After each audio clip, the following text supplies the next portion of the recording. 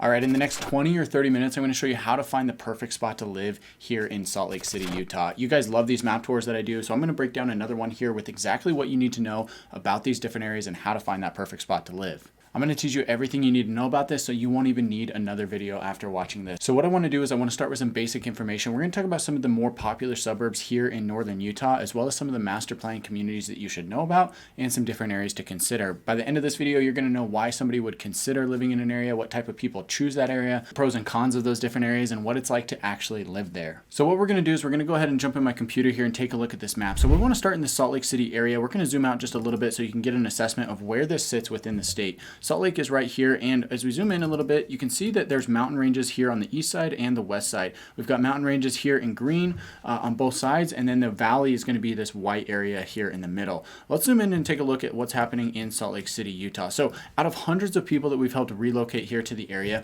I'd actually say only a few have actually decided to move to the Salt Lake City area. Most people are going to end up in the suburbs, usually to the south, but sometimes also to the north. We're going to cover both of those options here today in this video. So the first thing you want to know about the Salt Lake City area is you've got I-15 that runs right here down the middle of the valley. This runs actually all the way from Idaho, even up into Canada actually, all the way down into Southern California. So I-15 is one major freeway that runs the entire length of basically the state of Utah, but it's going to run right down the middle of I-15, or right down the middle of Salt Lake Valley right here.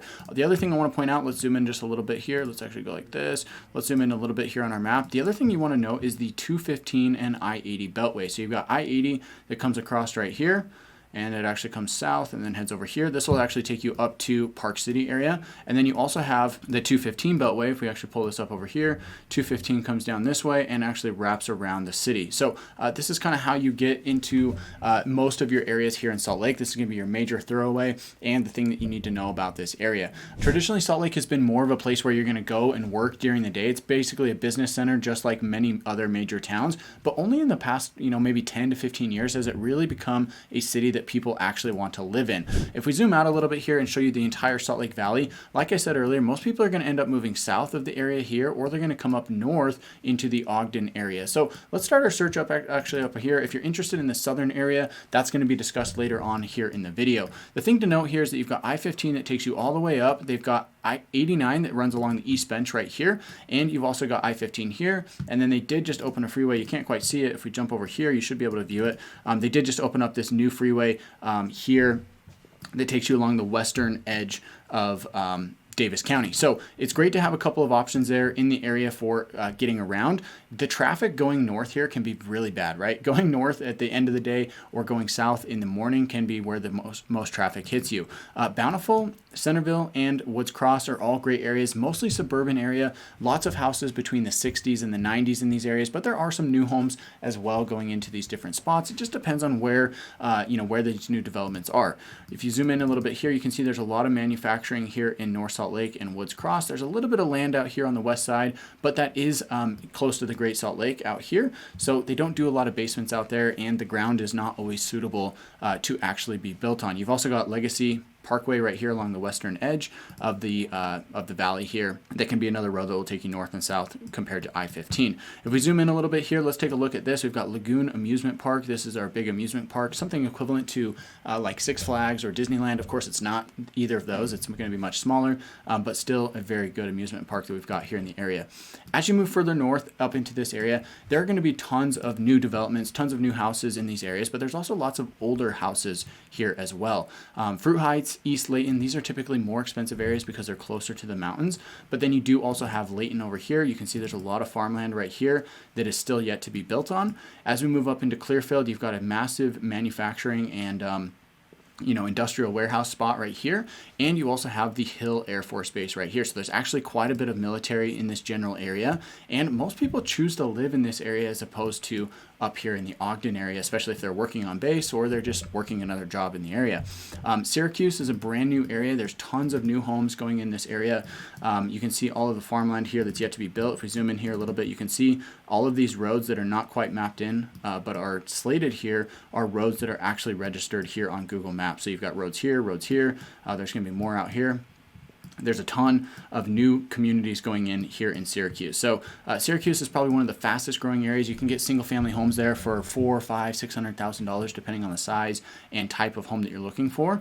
And again, even as you move further north, there still is available land out here, especially with them opening up this western Davis County corridor. This is going to really help access to this point, because a lot of times people chose not to live out here in West Point or out here in Hooper because it's just a rural area, right? If you're trying to go into the city or you're trying to get to just your daily amenities, you have to come all the way over here, and you can see there are no major east and west roads in this area. So it takes a long time.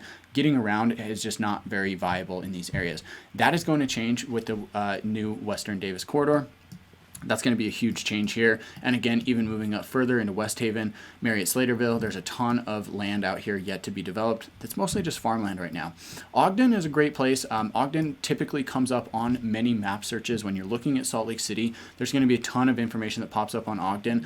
I don't do a ton of business in Ogden. I'll be honest. I help people from time to time move to this area, but overall, there's not a lot of people that move here. Traditionally, because it's just kind of an older part of town, there's not a ton of job opportunities. It does have some crime. It does have a higher level of crime than compared to other areas. So a lot of people don't actually go to Ogden, even though it's going to show up. If you do research online, Ogden will consistently pop up online. Not a lot of people move there.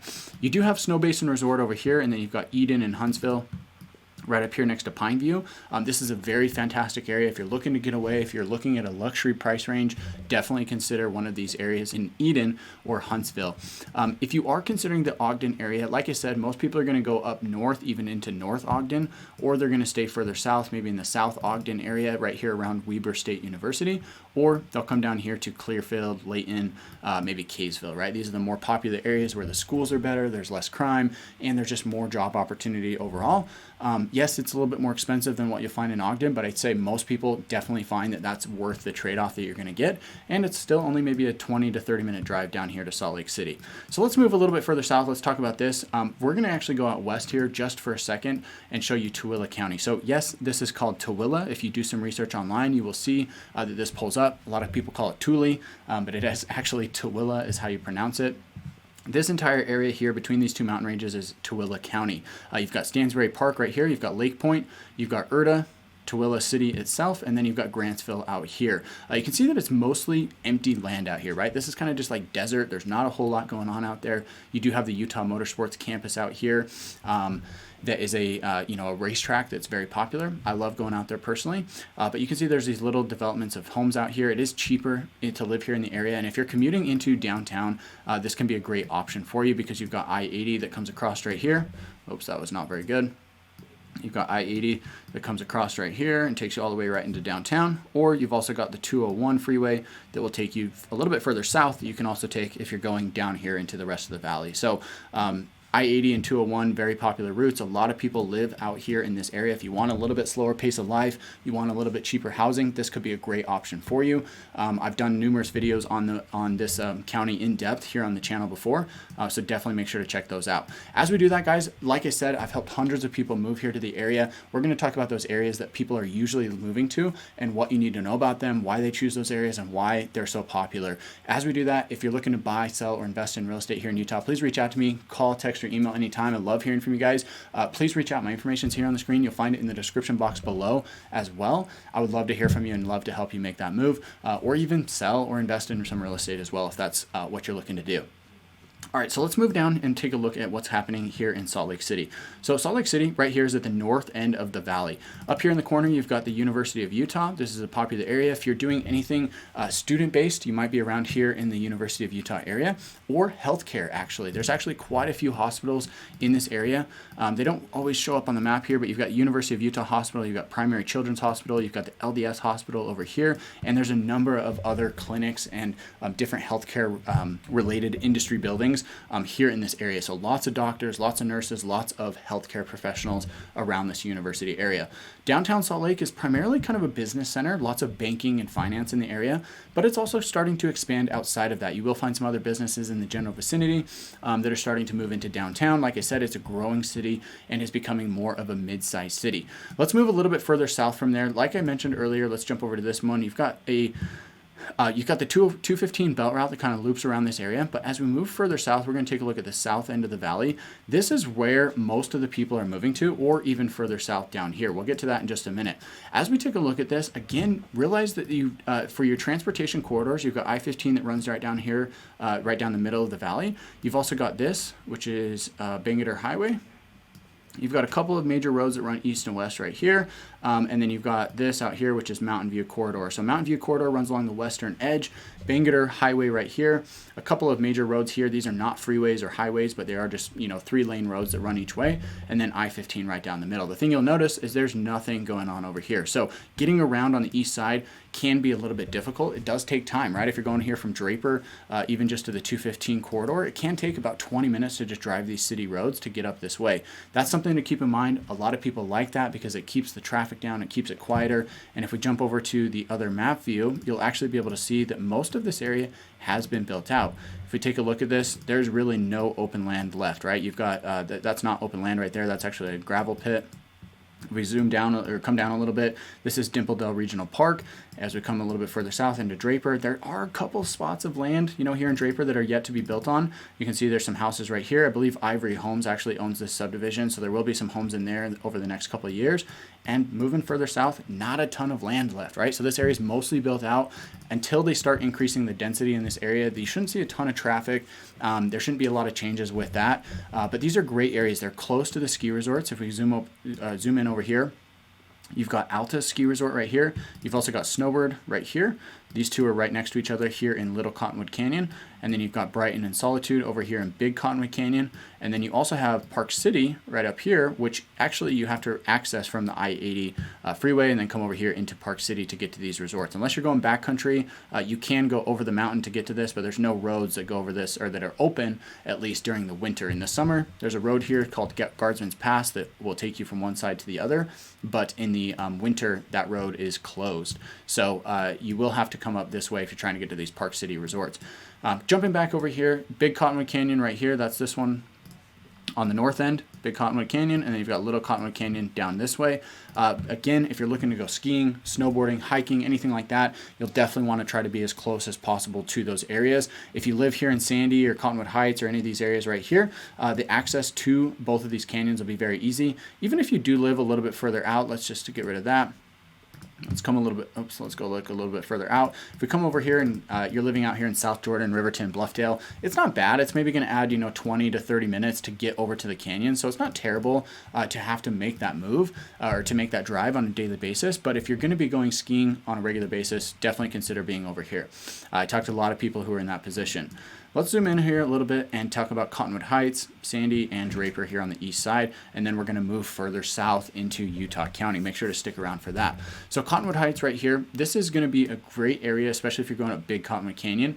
Cottonwood Heights is a fantastic spot where the housing is really going to range quite a bit. Single family homes in this area will range from about, 6, 7, 800,000 for a basic home. Of course, you can find homes in this spot that are going to be $1 million plus, 2, 3, 4 million even in some of these areas. You will find even more of those expensive homes up here in Holiday or Mount Olympus. So these areas are even a little bit more expensive and exclusive. But I think Cottonwood Heights is probably one of the best areas to live. You can see this picture right here.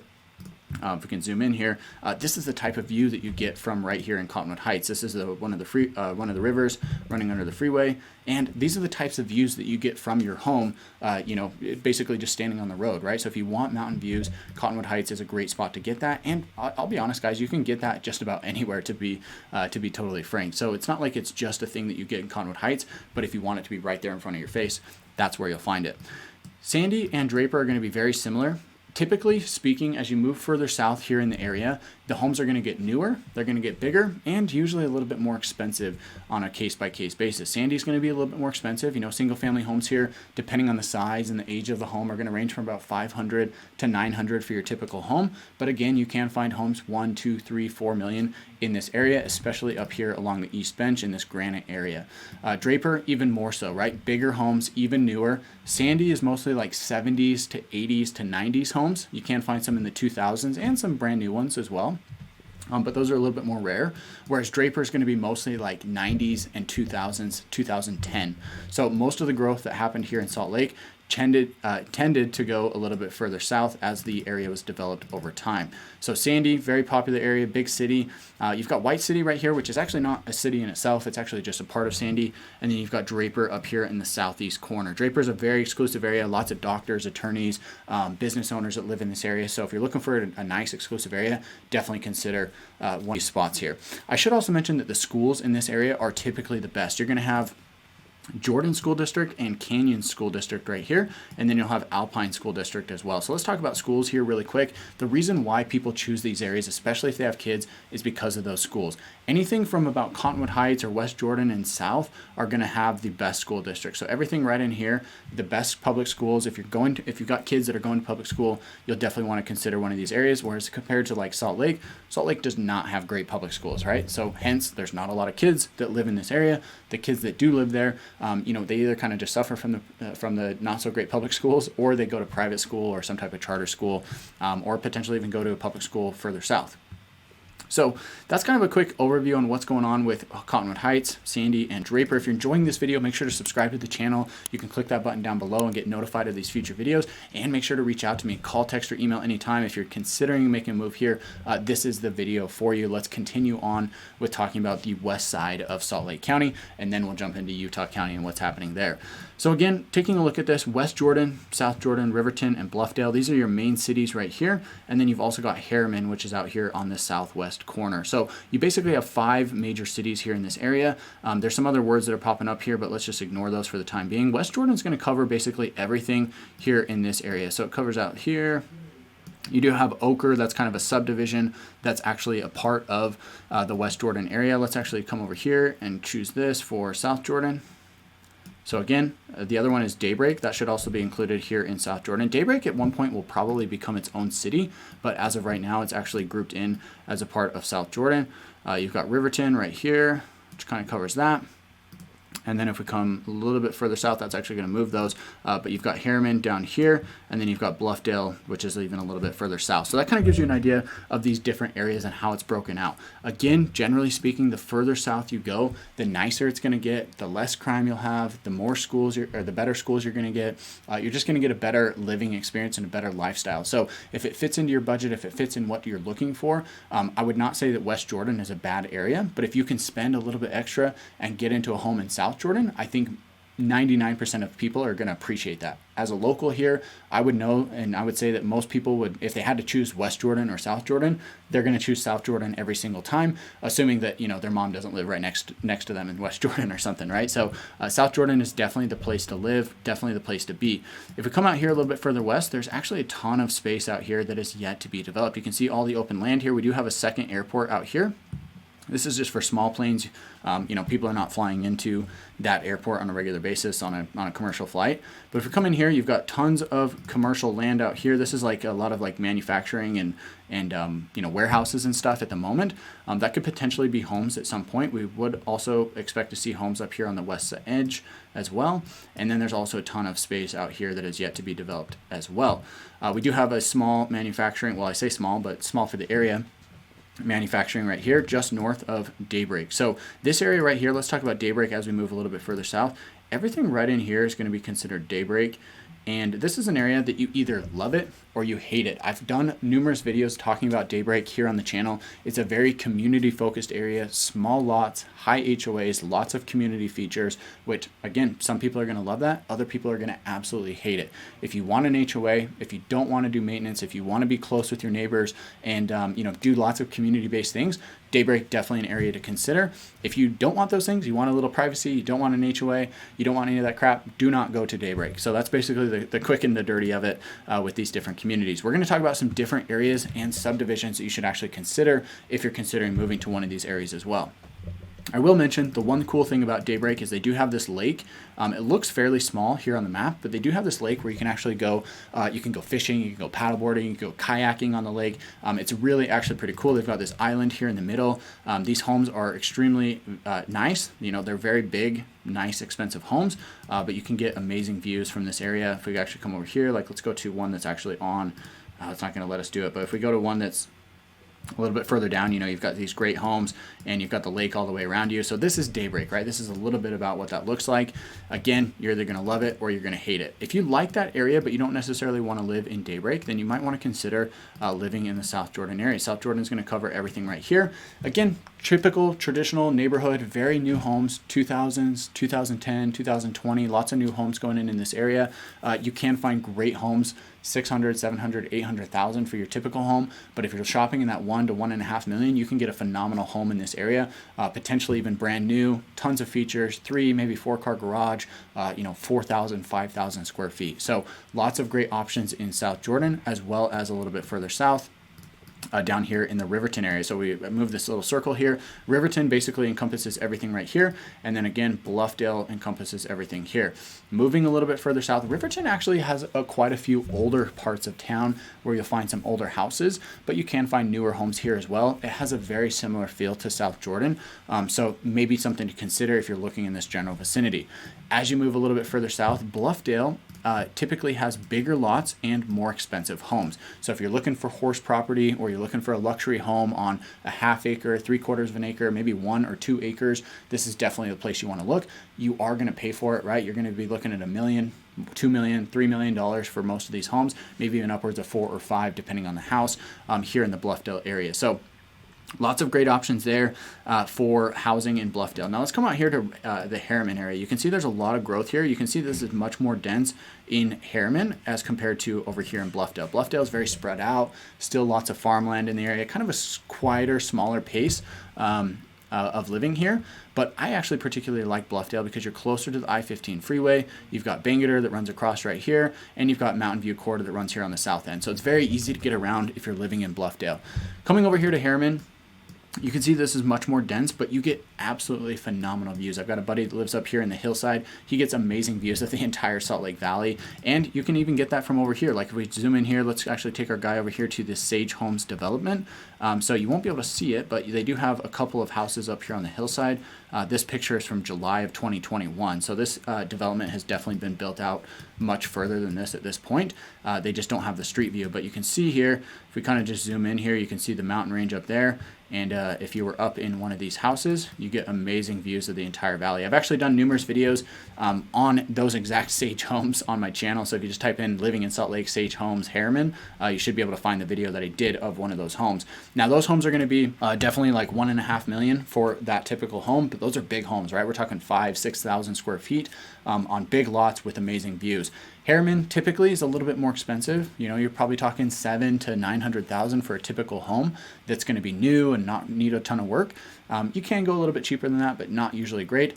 However, there are lots of townhome and condo options as well that are going to be cheaper. Somewhere probably between $350 to $600 for a condo or a townhome in these areas. All right, guys, so we've covered a lot. Let's come down and talk about the Big Kahuna. Yes, I say the Big Kahuna because this is where we really want to talk about what's happening here in Utah. I have probably 50 to 60% of the people that I work with are moving to one of these areas. If you made it this far in the video, thank you so much for watching. I know this is a long one, but I want to really lay out this information for you so you can get a full assessment of the market and just really get familiar with what's going on and what area makes the most sense for you. Like I said at the beginning of this video, this is my goal to give you the information so you can really get dialed in on what areas to consider and what's going to make the most sense for you if you're relocating here to the area in 2024 or beyond, 2025, or sometime in the future, depending on when you're watching this video.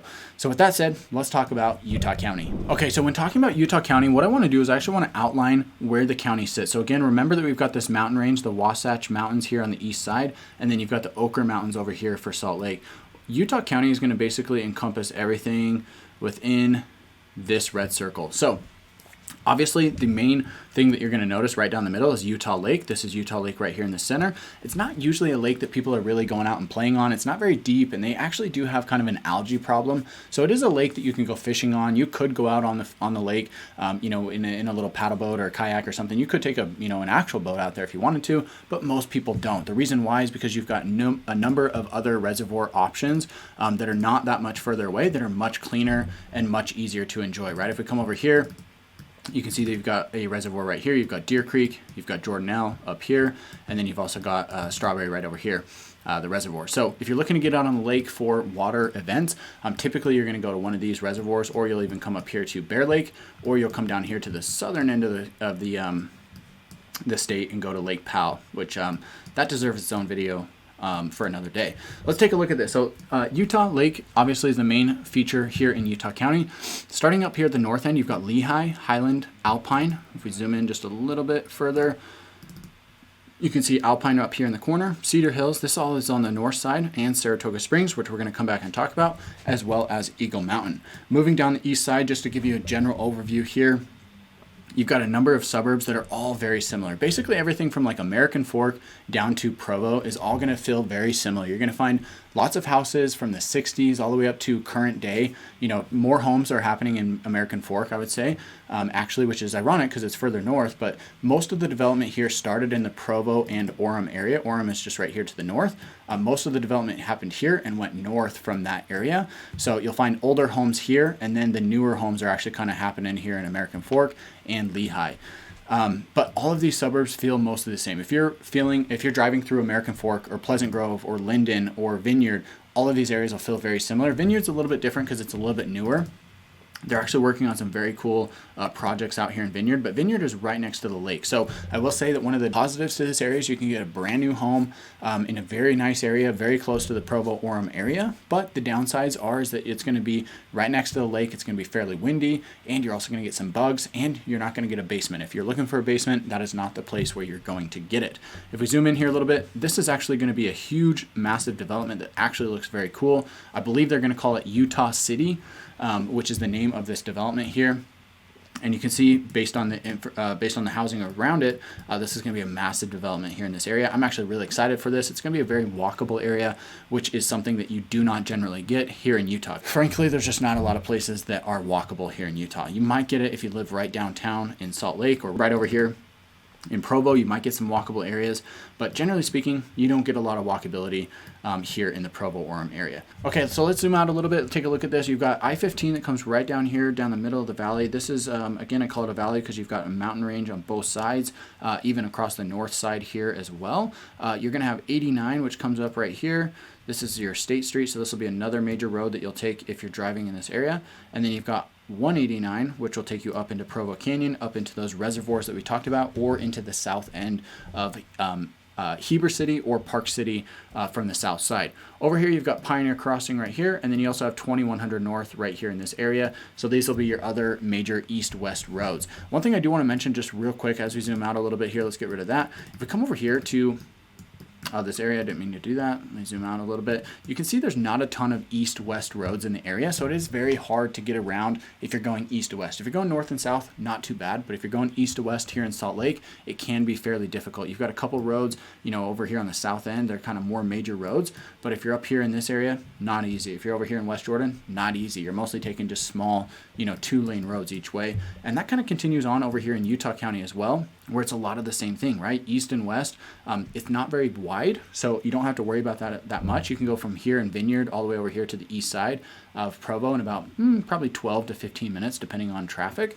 So that's maybe a 12 to 15 minute drive, not bad. But you know, east and west is not very good, right? here in Utah, they haven't really figured that out. They're trying to do a little bit better job over here with 2100 and Pioneer Crossing, but still a long way to go. So let's take a look at this. Let's talk about houses here in Provo Orem as well as the surrounding areas. I'm going to skip through this just fairly quickly because I want to get to the point that I think everybody really cares about. That's Lehi, Saratoga Springs, and Eagle Mountain. As we talk about this, Provo, Orem, Linden, Pleasant Grove, American Fork, like I said, all these suburbs feel mostly the same. You can find single-family homes from about 400 to 800. That's going to be your median, kind of price range. You can find some cheaper homes that are going to need some work, or you can find more expensive homes, upwards of 800, 900, $1 million. I've done videos on each of these cities individually here on the channel, so make sure to check those out. Just go to my channel, type in the name of the city you're looking for, and you should be able to find some information on it and actually get a feel for what these areas look like. Let's talk a little bit about this northern area, because this is where, like I said, probably 50%, maybe 60% of the people that I work with are moving to one of these 4 cities, maybe 5 cities. We've got Alpine, Highland. Let's actually highlight these. Alpine up here in the corner, Highland right here. You've got Lehi right here, which actually encompasses basically everything like this. This would all be considered Lehi. And then over here, you're going to have Saratoga Springs down here on the south end. Now let's take a look at Eagle Mountain. So you've got Eagle Mountain right up here, and then you've got Eagle Mountain down here, and then the Saratoga Springs was everything right in here in this area. So what does this look like? Let's actually take a look at Highland Alpine area first, and then we'll come over to Saratoga Springs, Eagle Mountain, and talk about that. Alpine and Highland are going to be very exclusive areas. Alpine is probably one of the most expensive zip codes in the entire state of Utah, right up there with Park City and a couple areas up in the Salt Lake area. Alpine has very exclusive homes. If you got a home in Alpine, basically the starting price for homes here is going to be about $850,000, $900,000. That's for a very basic home. It's still going to be a great home, right? You're still talking like 3,000-4,000 square feet, but most of the homes here in Alpine are going to be $1 million plus. Oftentimes $2, $3, $4 million, but they're going to have amazing views, be brand new, big lots, very, very desirable. So if you've got the money, if you're looking in the luxury price range, Alpine is definitely a place that I would recommend. I would live there if I could afford it. It's very, very nice. The thing that people love about Alpine is it's tucked right up here in this this little cove. You can't quite tell on the map, but you've got the mountain range that kind of comes all the way across, and you've got Alpine right here. And beyond just having like a gas station or maybe a little grocery store or something like that, there's not a lot of commercial businesses or anything like that in the area. So Alpine is very quiet. It's very small. It's very, kind of has that small town feel, but it's still only maybe 10 to 15 minutes from where the businesses are located or from where the entertainment is at. So if you like having a slower pace of life, Alpine is definitely a great place for that. Coming over here, talking about Highland. Highland has a very similar feel, but it's just one step down, right? If you took Alpine and just lowered it down one step, you'd be looking at Highland. Still very exclusive areas, very quiet, lots of great amenities nearby, maybe only 10 or 15 minutes away. You're a little bit closer to where most of that stuff will be over here in I-15, by I-15. But with Highland, it's just a step down, right? You can get homes here for $700,000 to $1.2 million. Yes, you can still find some homes that are, $1.5, $2 million. It's just a step down, but still very nice. Very low crime, very good schools, great area to live. Again, I've done videos like this on the channel, so make sure to check those out. Let's come over here and talk about Lehi, because this is one of the most popular areas. Lehi, Saratoga Springs, and Eagle Mountain. So I want to jump in here and talk about these different areas. So like I mentioned earlier, Lehi is going to basically cover everything here in this zone. We're going to change the color here. Let's make this blue. You're going to have Saratoga Springs, which kind of covers like basically everything like this. It's kind of a weird boundary the way that they do it. And then you've got Eagle Mountain. We'll make this, let's make this green. You've got Eagle Mountain, which kind of covers everything here all the way out here. The one thing to know about these different zones is that you're going to have Eagle Mountain is two different areas. You have, let's jump over to this type of map.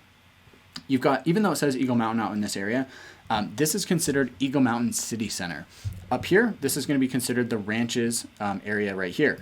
Let's actually go ahead and fix that. So everything up here is the Ranches, Eagle Mountain. Everything down here is Eagle Mountain City Center. Now, the difference between these two areas is it's about another 15-minute drive. If you work over here in Lehi, for instance, if you live in City Center, it's going to be an additional 15-minute drive to get from here to there, as opposed to if you lived here in the Ranches. Again, there's not any major roads in this area. I mean, you do have like a couple of highways. You've got the 73 right here, as well as what's the name of this road right here? Pony Express Parkway that will take you into town. But overall, you don't have a lot of major roads going from Eagle Mountain into Lehi, so the travel is very slow. It's not typically too bad on traffic going on this route, but it can take time. From over here in City Center to get to Lehi can be 30 to 40 minutes of a drive. So if you're looking to be closer to town, the Ranches is definitely the place to go. Eagle Mountain City Center is a little bit cheaper, but there's not a lot out there. If we zoom in here, you can see it's mostly just housing developments. There's not a ton of commercial stuff. They do have a grocery store. They do have a couple schools, a couple fast food places, but there's not a lot out there.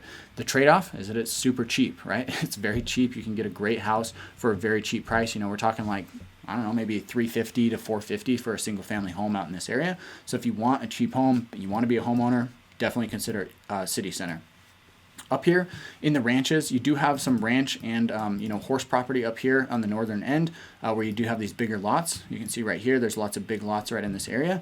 And then you also have smaller homes that are more just traditional suburbs and neighborhoods right over here surrounding the Ranches Golf Club. So lots of development going in this area. The reason why people want to live here is you've got everything we already talked about. Low crime, great schools. You've got great housing options, for the Ranches. Single family homes, you're looking at like probably $500 to $650 for a typical home in the area. So it's still relatively affordable compared to the rest of the area. And it's brand new. People love living in brand new areas because you get brand new stores, you get brand new roads, you get brand new houses, and you also get a lot of families in the area as well. It seems like the younger generation typically doesn't want the work and the headache and the strain that comes with an older house. And so a lot of people, especially younger people, choose to live in these areas.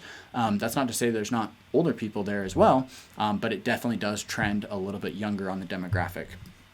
The type of people who are living in these areas are typically people who work at the tech companies that are located right here in Lehi, in the tech corridor. If you've heard this, the term Silicon Slopes, that's basically everything right in this corridor.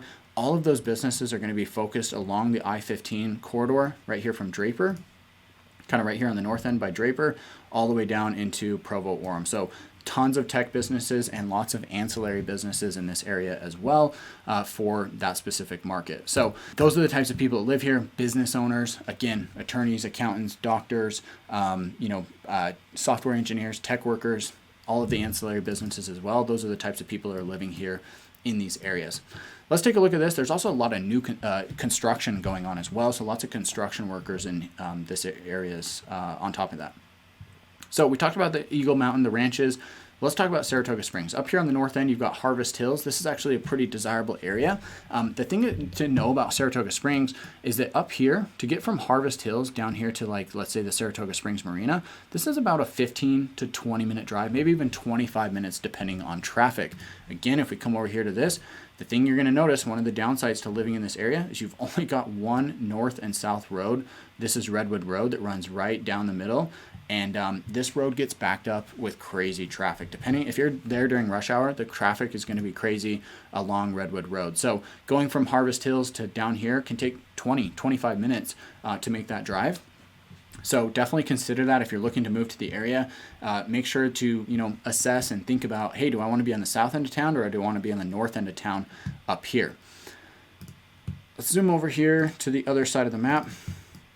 So Harvest Hill, great new neighborhood here. You've got Lennar, you've got D.R. Horton, you've got Richmond American, all building homes up in this area. You can see there's just home after home up in these roads, up in this area right here that is yet to be developed. Harvest Hills still has lots of development going in around here. They're going to be building some stuff up here on the hillside.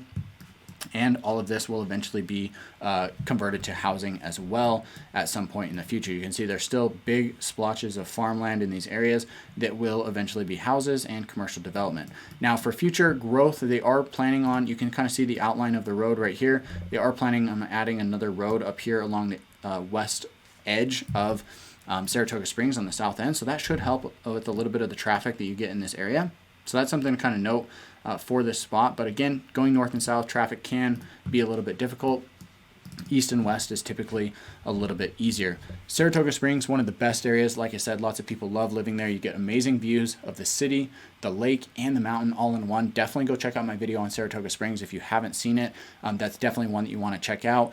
It's going to give you tons of information about what it's like to live in the area.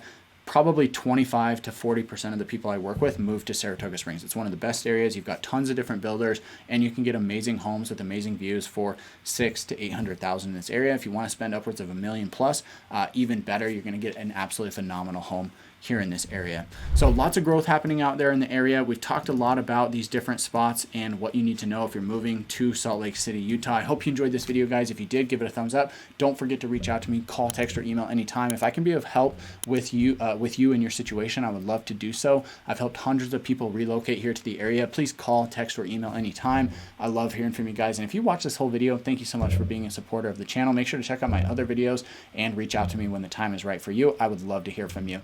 Thanks for watching, guys. We'll catch you in the next one.